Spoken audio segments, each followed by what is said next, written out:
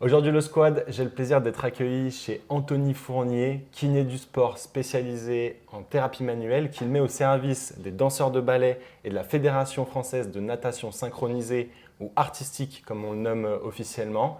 On est ici en live, en présentiel dans le cabinet d'Anthony, donc vous pouvez nous retrouver sur YouTube, même si je vous encourage bien évidemment à nous écouter sur les plateformes de streaming.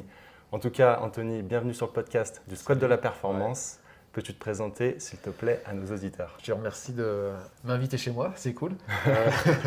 Je suis kiné depuis 2008, donc ceux qui veulent faire des calculs le font. Je ne faisais pas ça avant, vois-tu. Je travaillais dans d'autres domaines, notamment l'agriculture et la grande distribution, mais j'ai switché parce que ce métier je m'étais dit ouais, j'aimerais le faire, j'avais pas voulu le faire, etc.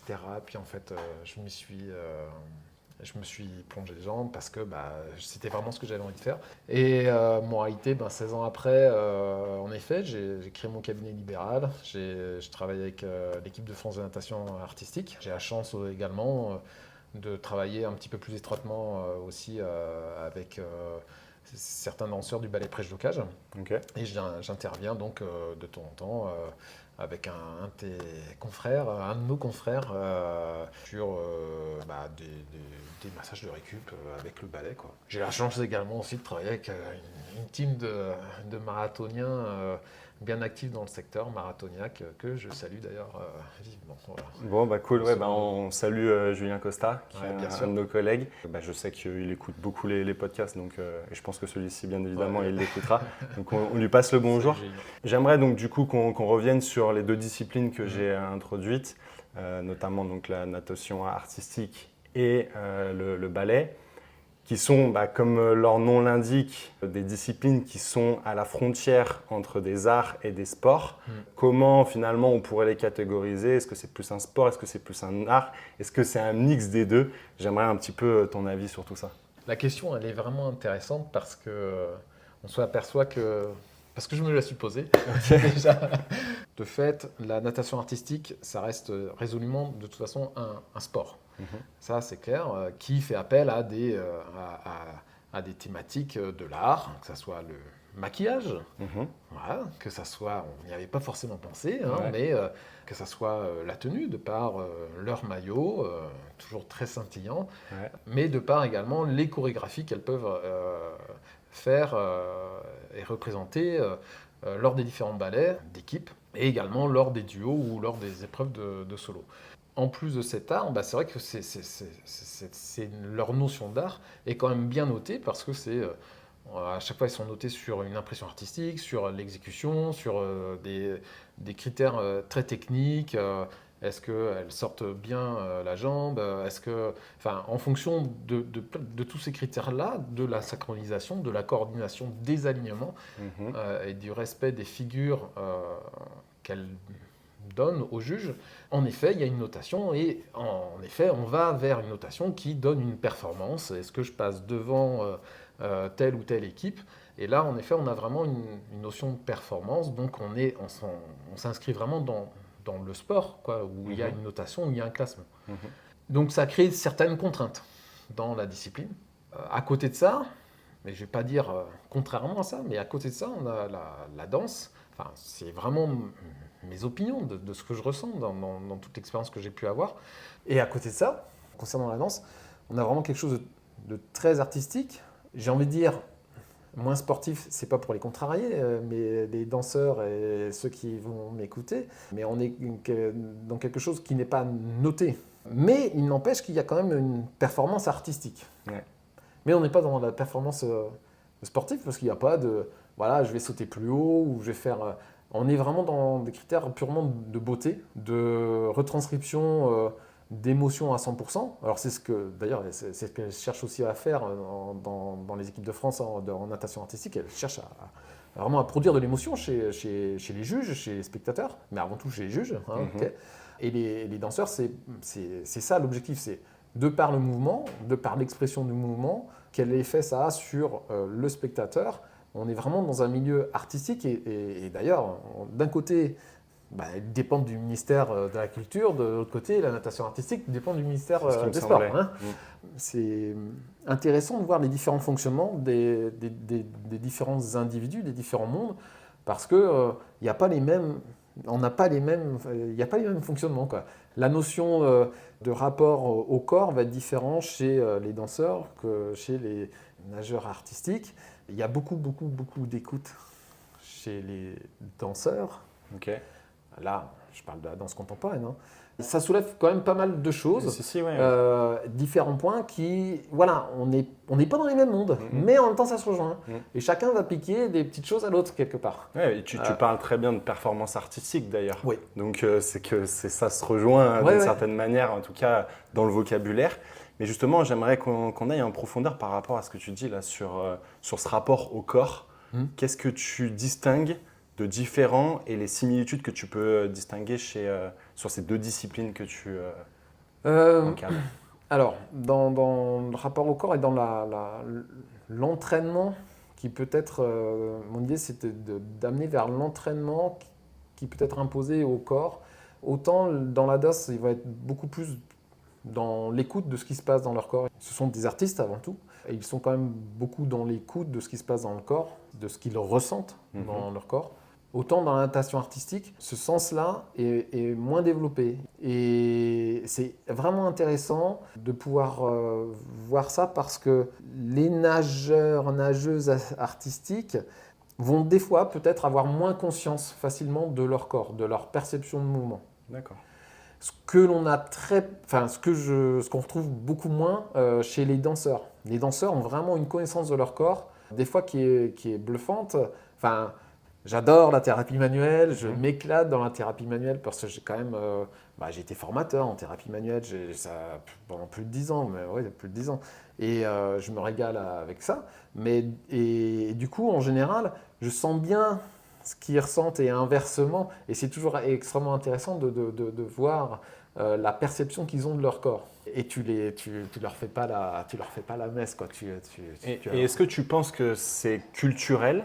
Parce que mon imaginaire, en tout cas de ce que j'en sais, j'imagine que dans la natation synchronisée, il y a une partie dans l'eau, bien évidemment, mais j'imagine aussi qu'il y a une partie qui est hors de l'eau, à sec. Et donc, voilà, à sec, et donc du coup, avec des chorégraphies ou d'autres travaux qui peuvent être effectués. Et donc du coup, j'imagine qu'il y a cette part d'art qui se rejoint avec la danse. Est-ce qu'il n'y aurait pas du coup un intérêt d'aller chercher davantage de transfert avec ce qui est fait du côté artistique et de cette connaissance du corps?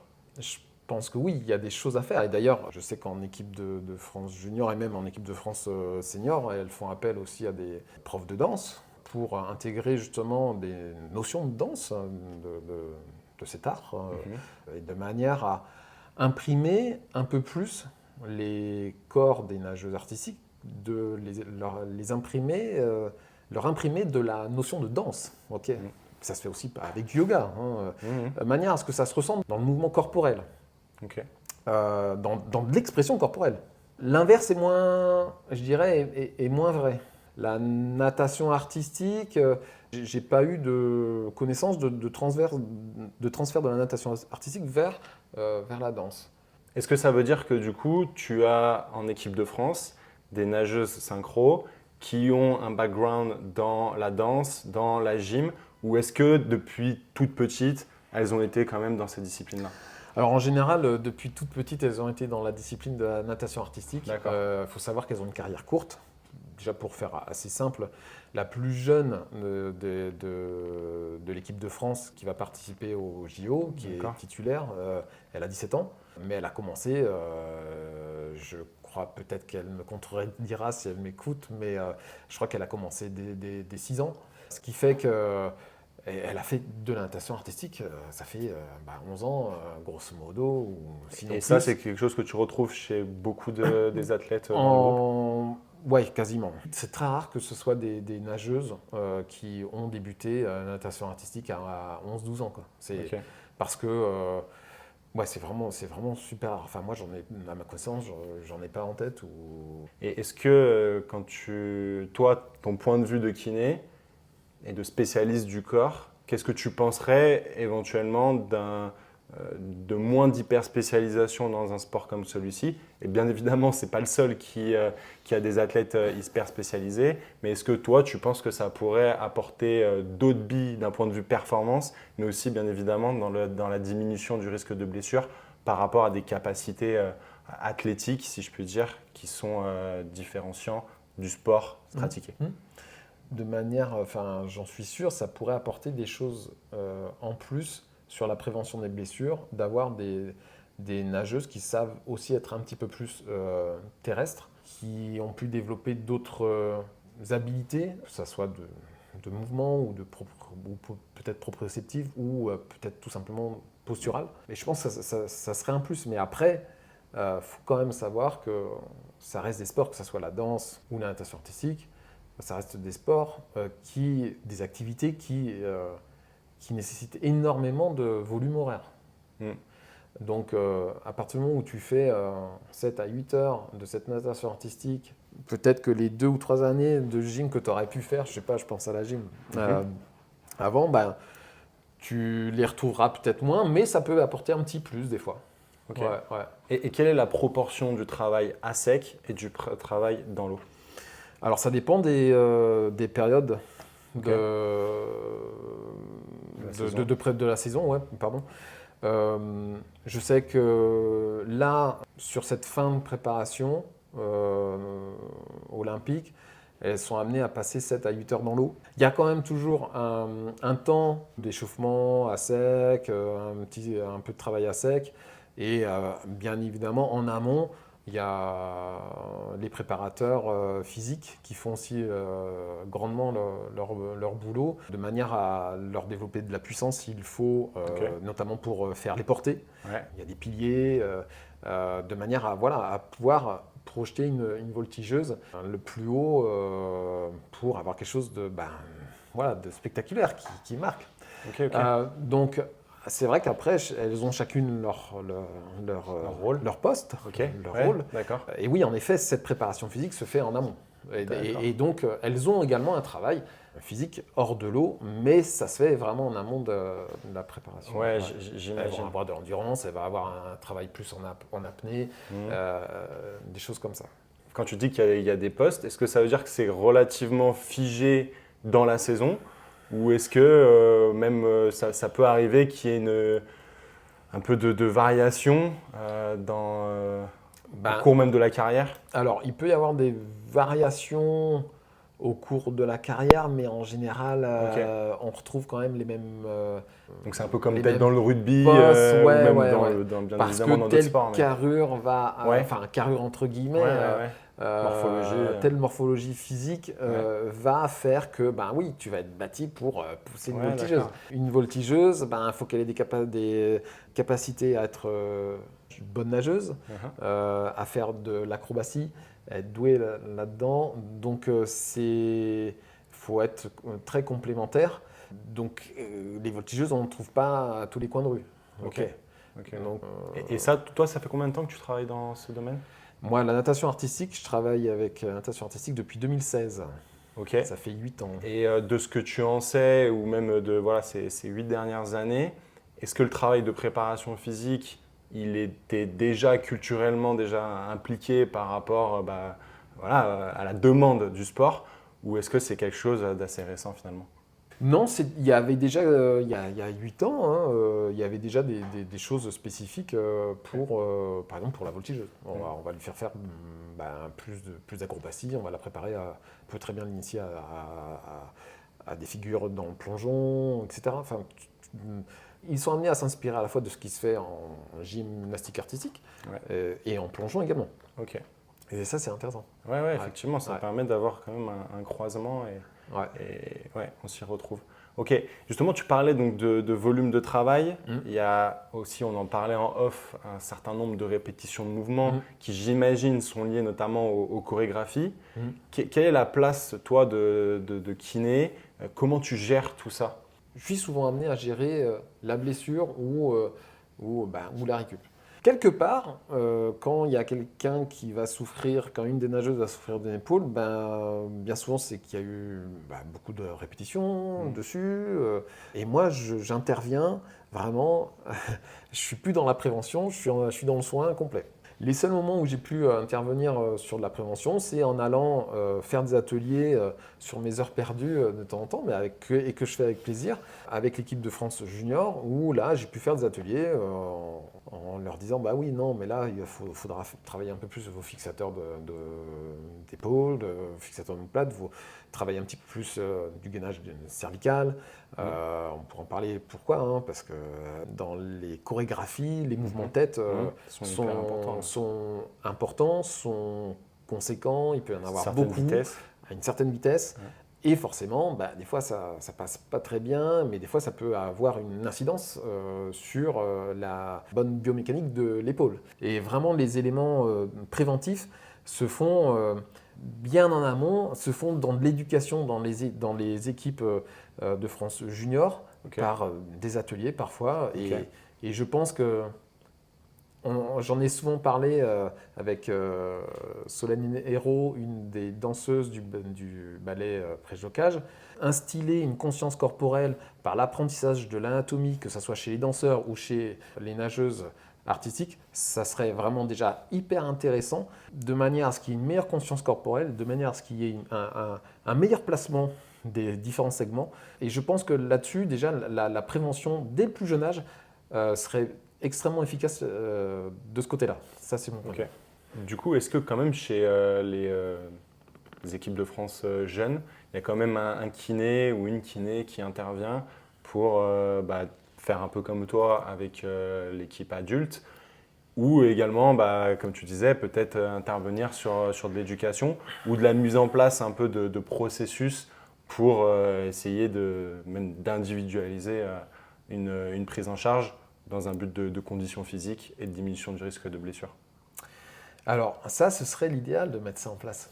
Mais quand tu considères qu'on a affaire à des contraintes de temps, c'est-à-dire que quand tu passes 8 heures dans l'eau, si la nageuse ou si le danseur doit, plus particulièrement les nageuses pour le coup, si elles doivent faire leurs études en même temps, donc déjà tu bouffes pas mal de temps, derrière pour le soin c'est compliqué. J'ai pu commencer à connaître ça quand j'ai travaillé pendant 6 à 7 ans, 6 ans au CREPS d'Aix-en-Provence, où là j'ai pu découvrir le sport de la natation artistique.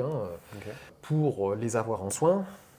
Les filles, c'était compliqué parce qu'il y a énormément de temps passé à l'entraînement. Et en plus de ça, elles ont un cursus scolaire, comme tout un chacun, qui est aménagé. Mais vu le temps de l'entraînement et vu le temps de l'école, du coup, pour les avoir et faire de la prévention, c'est difficile. Il faut vraiment aller vers elles et contacter les entraîneurs. Tout à l'heure, donc, on parlait du travail à sec et du travail dans l'eau. Ce qui, des informations que j'ai, tu me diras si je me trompe, mais il me semble que dans une chorégraphie, dans une performance en compétition, on est grosso modo sur la moitié, voire plus de temps dans l'eau.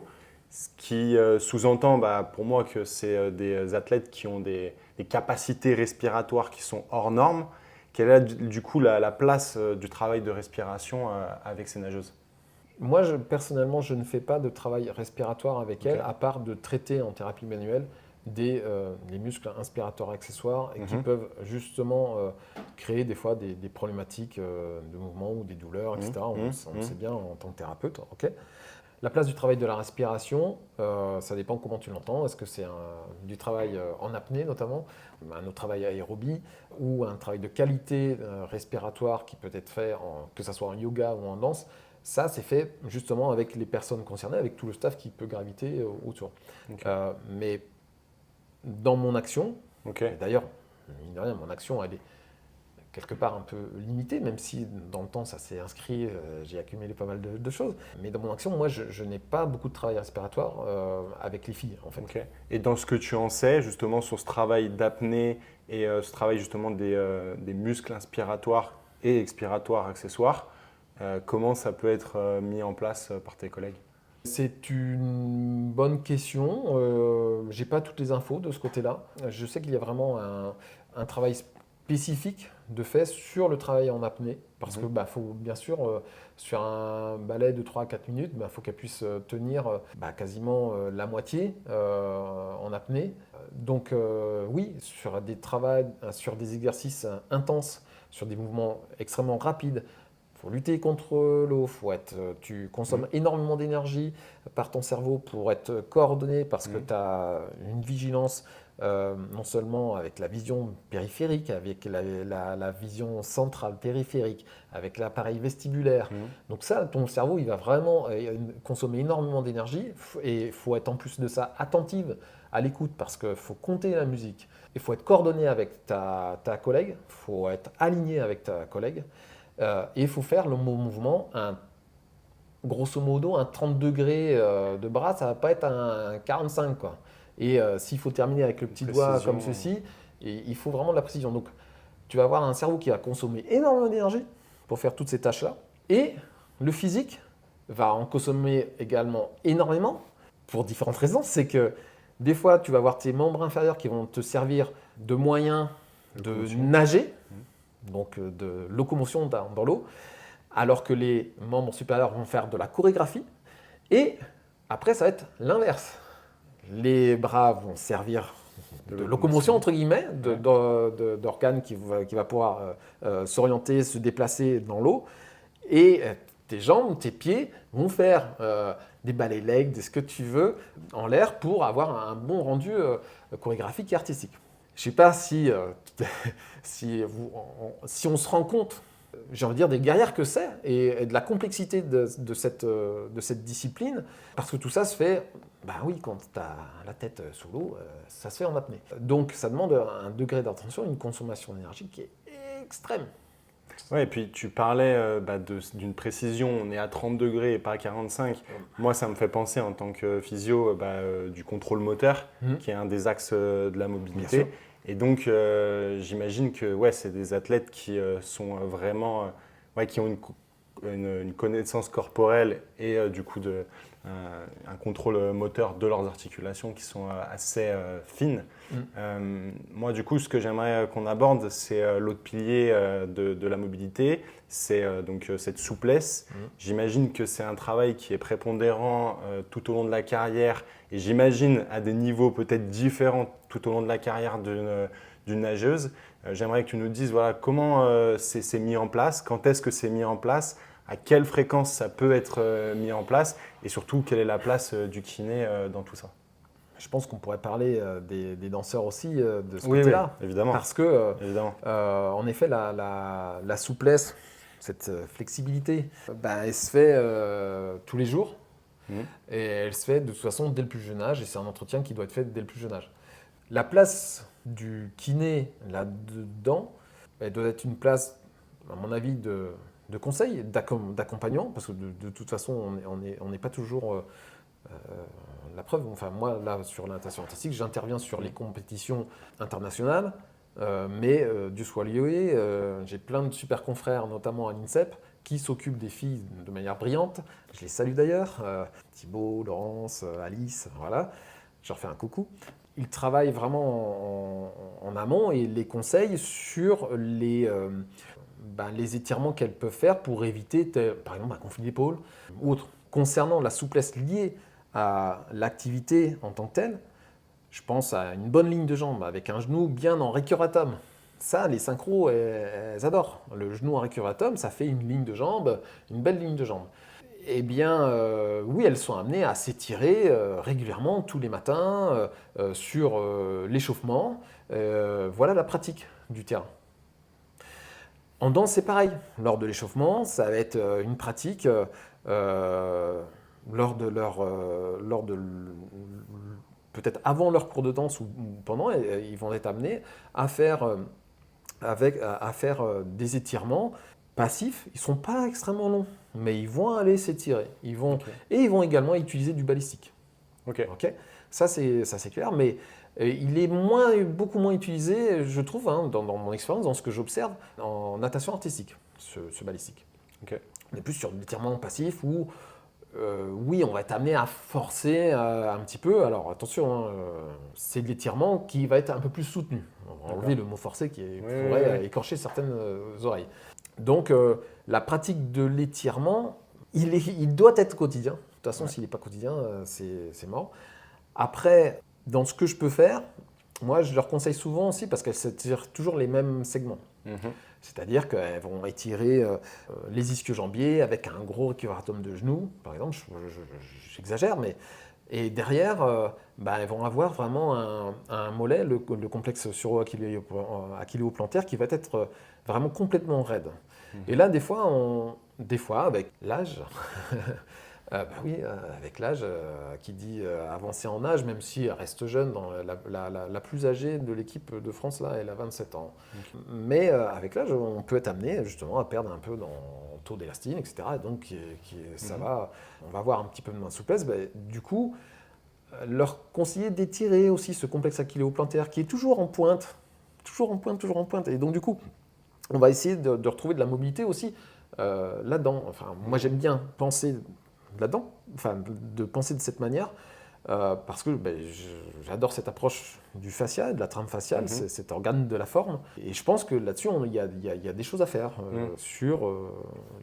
Si je comprends ce que tu veux dire, c'est que, en plus toi qui es spécialisé donc, en anatomie, en fasciathérapie, etc., on est bien d'accord qu'on va schématiser pour les gens qu'un muscle est un muscle, mais qu'en vérité, il y a des lignes de tissu anatomique qui vont être différentes en fonction de la posture que tu vas utiliser et que on va penser qu'on vient stretcher un ischio-jambier, enfin des ischio-jambiers, des quadriceps et que sais-je, mais qu'en vérité, on peut, en fonction de la position qu'on va utiliser, en fait, aller stretcher telle ligne de tissu anatomique, etc.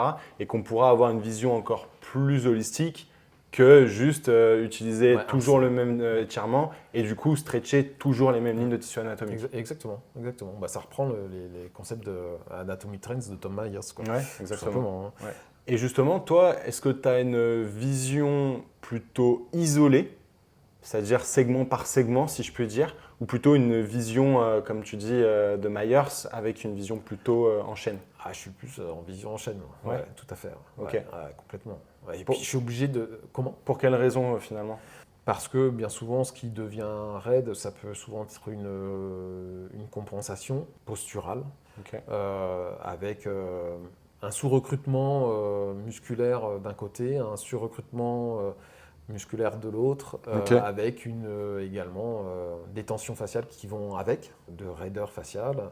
Et est-ce que tu sais si c'est évalué par tes confrères à l'INSEP ou par toi-même, cette flexibilité de certains segments des nageuses? Alors, à l'INSEP, je ne sais pas. Mais je me rappelle qu'on avait justement réalisé un atelier dans le cadre d'un atelier de prévention avec Delphine Maréchal. On avait réalisé des mesures d'extension lombaire, de grand écart. Je ne sais pas ce que sont... Enfin, il faudrait justement que j'en reparle de ça, mais oui, c'est amené à être fait dans le cadre justement d'une lecture anatomique et des capacités athlétiques et physiques que l'athlète est possible de faire, tout simplement. Ok. Et justement, pour aller dans cette idée-là, tu passais le bonjour à tes collègues. Quelle est la part collaborative que vous avez, étant donné que toi, tu es plutôt sur l'aspect compétitif et eux qui les suivent tout au long de la saison? L'aspect collaboratif, il se fait surtout dans les transmissions, avant les compétitions, où on se dit, est-ce que tu as des choses à me transmettre, etc. Est-ce que, ça se passe comme ceci. Et puis, quand il y a éventuellement un couac, on est amené à s'appeler. Des fois, il ne faut pas hésiter à le faire, en fait. Et parce qu'on est là pour aller faire avancer les athlètes dans le même chemin, quoi. Ouais, carrément. Ouais. Quelles sont les blessures que tu vas fréquemment retrouver dans une discipline comme celle-ci? Pour ce qui est de la natation artistique, les épaules, vraiment les conflits d'épaules, éventuellement des supraépineux, des tendinopathies supraépineux, mais des bursites régulièrement d'épaules, des conflits supérieurs, parce qu'on a vraiment énormément de répétitions de mouvements, parce que Lorsqu'il y a de la fatigue, au bout de 6 heures dans l'eau, tu commences il y a certains muscles qui seront plus fatigables que d'autres et donc qui vont fatiguer. Donc du coup, on va se retrouver avec un fonctionnement biomécanique qui ne va pas être optimal. C'est clair que l'épaule, c'est clair que c'est une blessure qui arrive très, très fréquemment. Les cervicales, Ouais. ok, et les douleurs de hanche, Ok. hanche et genoux. Et j'ai envie de dire surtout genoux, Ok. parce que sur le membre inférieur, parce que lors de leur mouvement de rétropédalage, quand tu fais du rétropédalage, ne serait-ce que pendant 4 heures, 5 heures, tes ménisques ils prennent parce que ça crée des mouvements de cisaillement des ménisques de manière perpétuelle, même s'il n'y a pas de contrainte, même si on n'est pas en chaîne fermée, il faut savoir qu'elles prennent appui à fond. Dans l'eau, Dans finalement. l'eau, Ouais. pas droit à l'appui, je le rappelle, au fond de la vie. C'est de la pénalité sinon. On est vraiment sur des contraintes méniscales et péri-articulaires du genou qui ne sont pas des moindres. Les fémoro-patellaires en font partie également. Ouais. Ouais. Ok. Ouais, ouais. Et oui, donc, Les coudes et poignets, pardon. Ok. Également. Pourquoi? Ouais, donc, À cause du coupe-coupe. à cause du. Coupe-coupe Ok. Ouais, ouais, que je fais ok. certainement mal. Donc oui, principalement en fait des pathologies, on va dire, de surutilisation. Exactement. Ok. Mm. Et toi, du coup, donc, en tant que kiné de la fédération, tu les as surtout, donc, comme tu le disais, d'un point de vue compétitif. Mhm. Donc, moi, de ce que je sais et de ce que j'ai pu entendre dans ce que tu disais, en fédération, on a plutôt un aspect sur de la bobologie, si je puis dire, plutôt sur un aspect des besoins de l'athlète dans l'urgence. Quels sont un peu les outils, les techniques que toi, tu vas utiliser pour soulager et accompagner ces athlètes, et notamment par rapport à ta spécialité en thérapie manuelle? Ce que j'utilise le plus, clairement, c'est mes techniques manuelles. Mhm. Ça, et puis surtout, dans ce que je fais, et dans la tâche qui m'est donnée, c'est-à-dire d'être présent sur les compétitions internationales, du coup, il faut que j'agisse. Il y a un blocage, il faut débloquer. Il y a une tension musculaire, faut l'enlever. Donc je travaille beaucoup avec mes mains, avec les connaissances que j'ai pu accumuler, que ce soit d'expérience ou les connaissances que j'ai pu accumuler au niveau scientifique. Et le massage.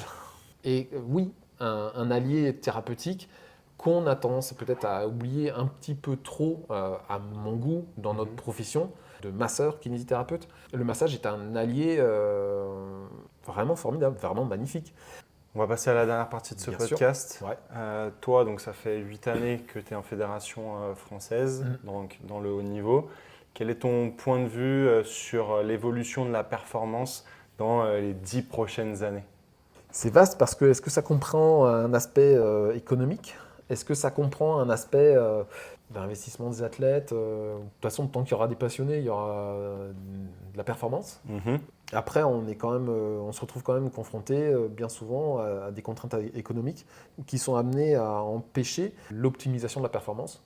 Est-ce que ça va dans le bon sens? Je ne sais pas. Des fois, j'ai pas l'impression. Et là, actuellement, étant complètement novice dans cette discipline que je ne connais pas du tout, quelle est la place de l'équipe de France d'un point de vue mondial, et qu'est-ce qu'on pourrait espérer pour les JO de 2024?